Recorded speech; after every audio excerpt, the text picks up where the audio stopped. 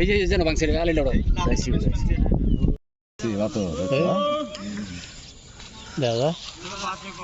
বাসা আরে ভাই কোন গেল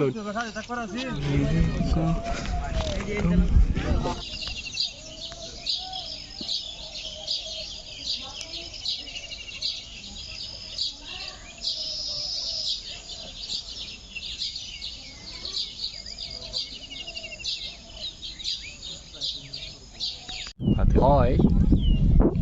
এইটো কাহানিও নঘটা ঘটনা এটা ঘটিল যেহেতু মোৰ বয়স 48 বছৰ হৈ গ'ল মই ইমান দিনে দেখা নাই আমাৰ গাঁৱত বনৰীয়া হাতী প্ৰৱেশ কৰা কিন্তু আজি হঠাৎ ৰাতিপুৱা 5টা হাতী আহি আমাৰ ঘৰৰ চোতাল পালেহি গতিকে ৰাতিপুৱা টোপনিৰ পৰা উঠিয়ে সকলো মানুহে আতংকিত হৈ গ'ল বনৰীয়া হাতী 5টা আহিল গতিকে মই আপোনালোকৰ জৰিয়তে বন বিভাগক অনুৰোধ কৰোঁ যিকোনো প্ৰকাৰে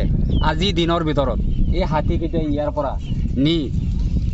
ফৰেষ্টত চমজাই দিয়াৰ ব্যৱস্থা এটা কৰক নহ'লে আমাৰ ৰাইজ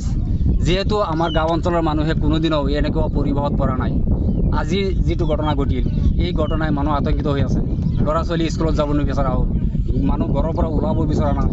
এনেকুৱা এটা পৰিস্থিতি হ'ল যেহেতু পথাৰত বৰ্তমান কোনো শস্য নাই শস্য খেতি বাতি একো নাই মুকলি পথাৰ এই পথাৰতে আছে মোৰ অলপ ক্ষতি কৰিলে মোৰ ফিচাৰীটো বৰবাদ কৰি দিলে ফিচাৰী আলিটো বেয়া কৰি দিলে গতিকে আপোনালোকৰ চেনেলৰ জৰিয়তে মই চৰকাৰক আহ্বান জনাইছোঁ যে বন বিভাগৰ হতুৱাই এই হাতীকেইটা অনতি পলমে ইয়াৰ পৰা আঁতৰাই নিয়াৰ ব্যৱস্থা কৰে যেন